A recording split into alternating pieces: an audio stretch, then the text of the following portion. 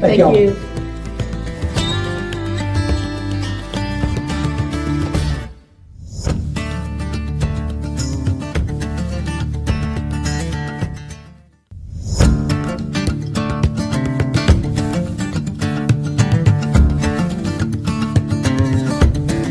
Hey, you know, they're coming up this weekend. It's going to be a lot of fun around Henrietta.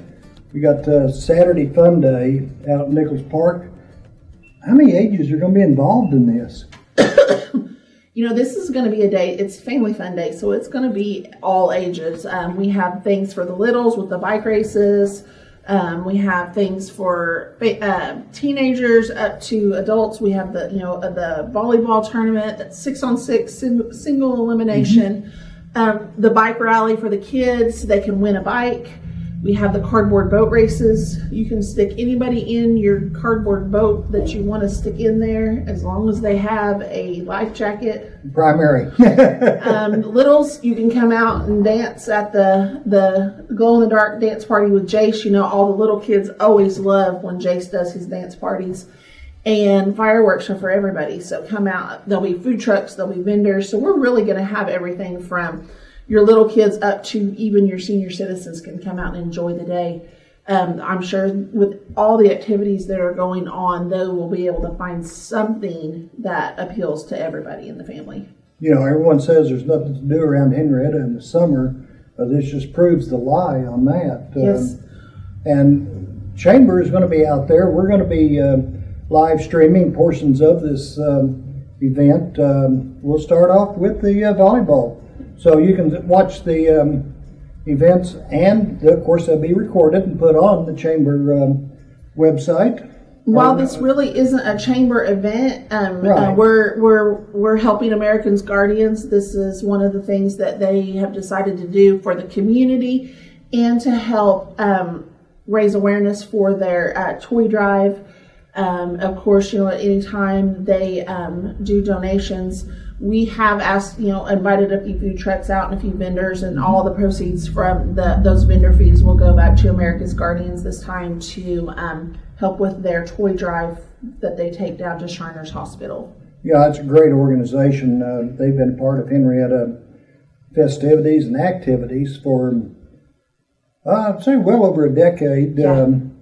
And we've watched their toy drive grow from the point where it was just a small little trailer, and this time they filled up a whole gymnasium with toys. And you know, they did that. They started the toy drive as a memorial for their son. Yes. And it has grown exponentially. You know, now it's one of the, you know, that this is just our local chapter, but Americans Guardians is a nationwide chapter, and this is something that all of their chapters contribute to and can participate in now.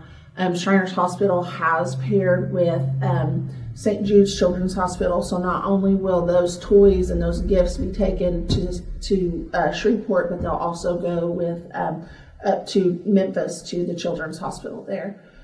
Both of those organizations, Shriners Hospital and St. Jude, are just fantastic places. For families. Yes, you never get a bill out of St. Jude.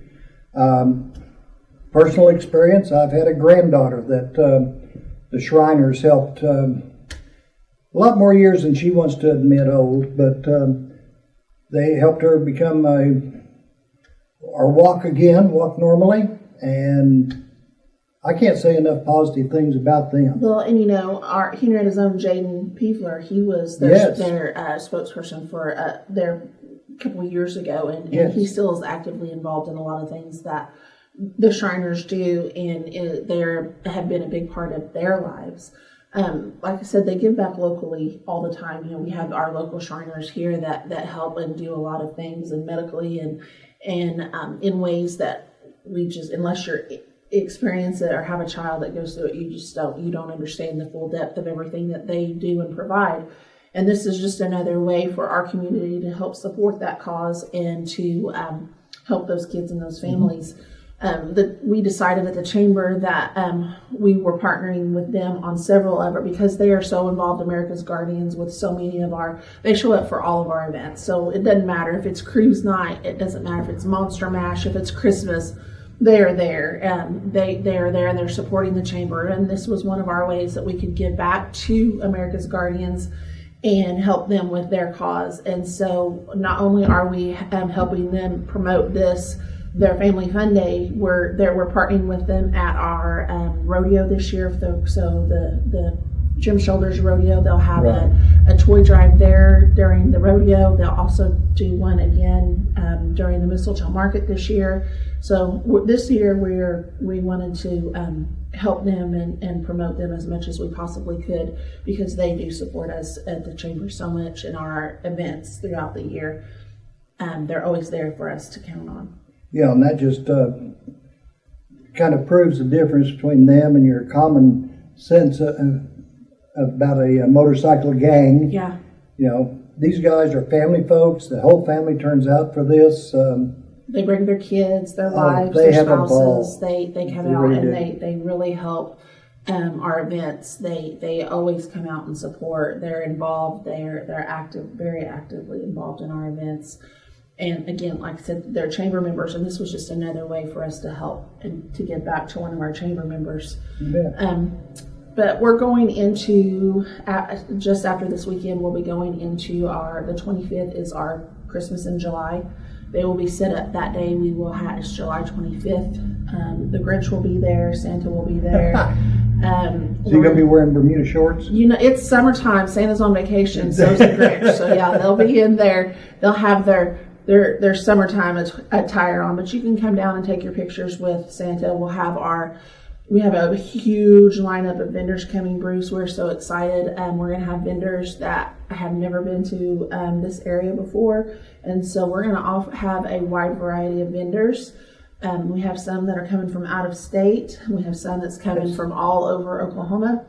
And every day we have calls and emails from people that want to be involved in the Christmas in July. And, you know, that just segues, that goes into our Mistletoe Market for Christmas. So we're excited about both of those. And that's going to be held up here at the parking lot, right catty corner to the post office on 5th and Trojan, where we had the Christmas Mistletoe Market. 2 to 8 that day. Some of our downtown businesses will be open later that day too, I believe. So we'll have a list later on of all the activities and everything that will be going on in our Main Street businesses and on the parking lot that day. Kind of extended shopping hours for some of the downtown businesses. Just a way of not only supporting our non-traditional businesses, but also our backbone of our chamber, which is our brick and mortar businesses that are chamber members here in town.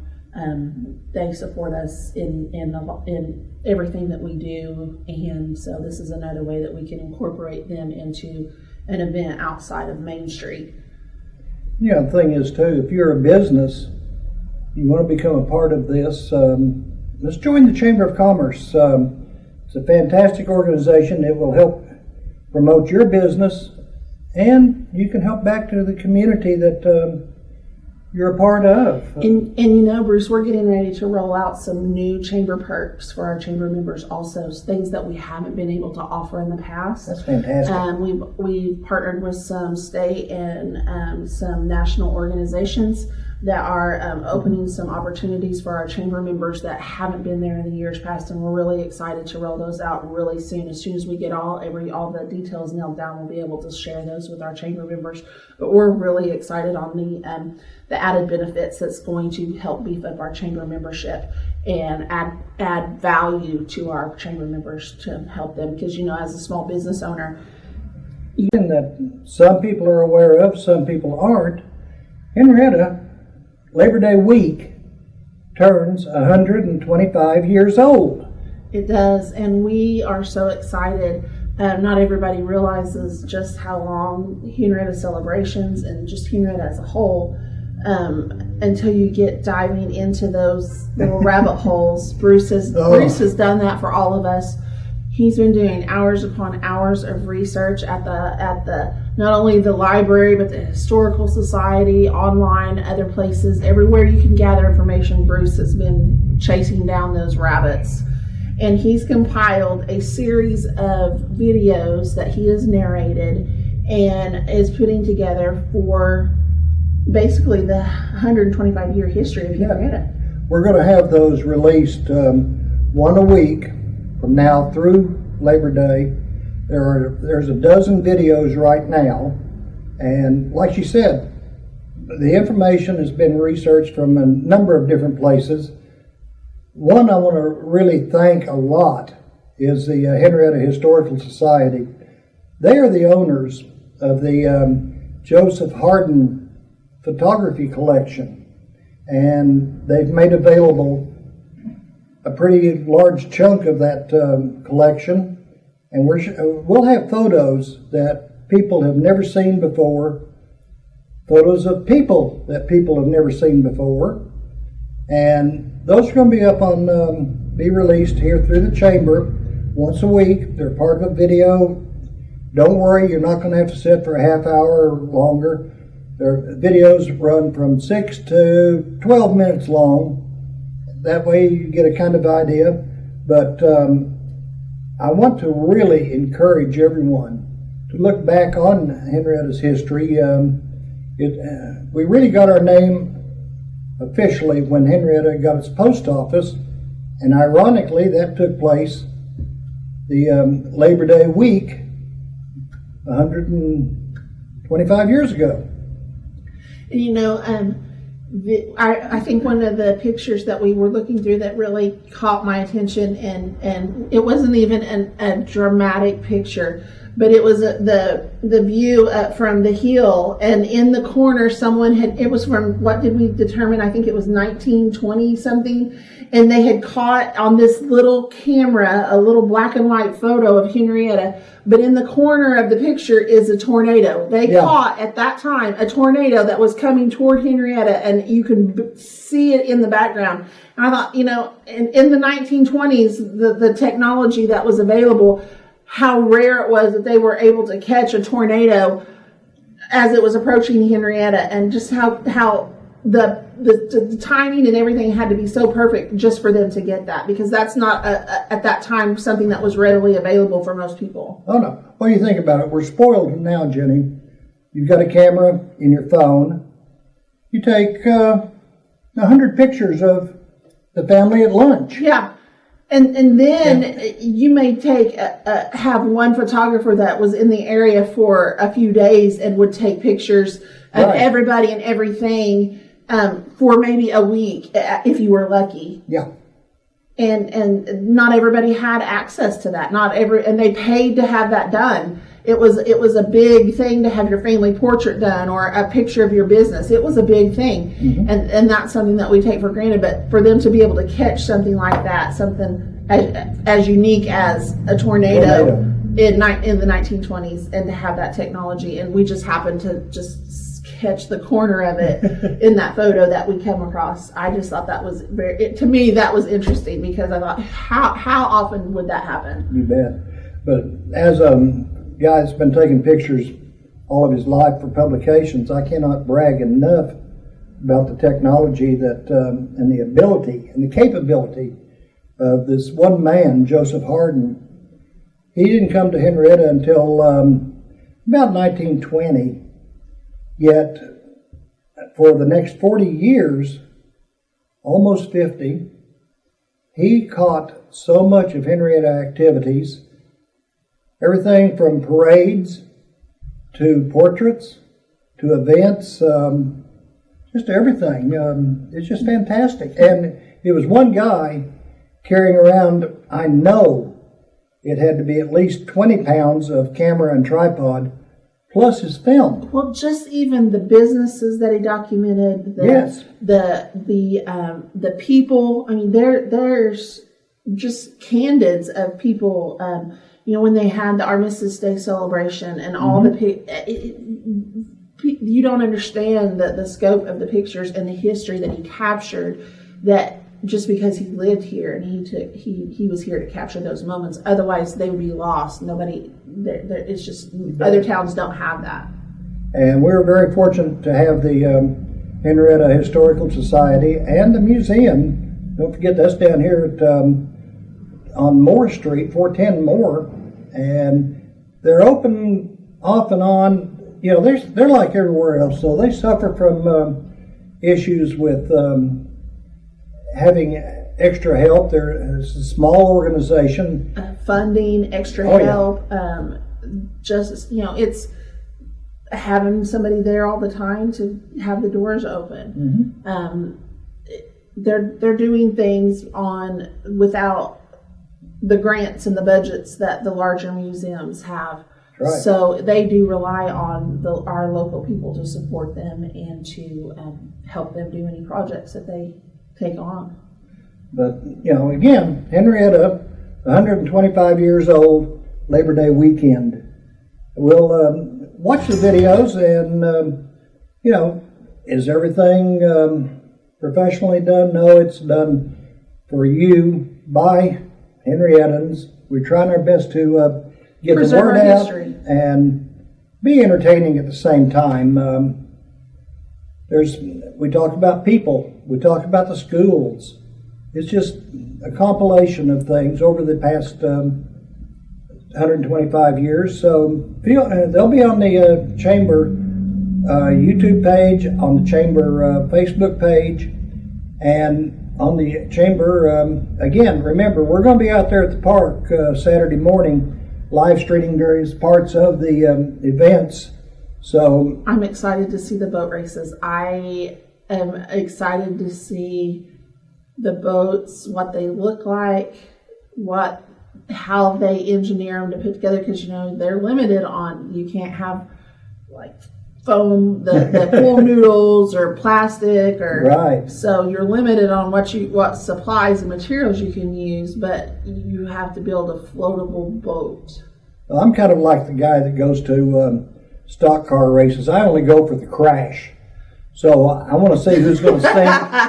And there's actually a prize for the one entry that the most dramatic sinking. Yes, yes. That would probably be me if I did it. It would be my boat, because I am not a boat builder at all. There's not enough duct tape in Henrietta for me to get one that I could float in. But anyway, there you have it. We got a fun weekend coming up. Fireworks, family fun, all that good stuff. And then the rest of the summer, get with Henrietta's history. Learn what's going on. We also need to mention, I want to take a minute to mention the Lions Club and the Rotary will be having their showdown. They're raising, seeing who can raise the most supplies for the Humane Society. So dog food, cat food, pet-related supplies. They're yes. For bragging rights this year, and all proceeds will go to the Humane Society. So I've forgotten about them, and I apologize. But they'll be out there Saturday, I think 9 to 12 or 12 to 2, something like that. They'll be out there midday. Okay, well, we'll have them stop by and talk to you at the same time. Yeah, and those two organizations, again, they're 100 years old, and both of them have done a lot for the community over those years. So here again, get with Henrietta's history, learn where your roots are, where our town came from. Jenny, thank you very much. We're going to have some fun this weekend. We are. I'm excited. Oh, it's going to be fun. It is. Thank you.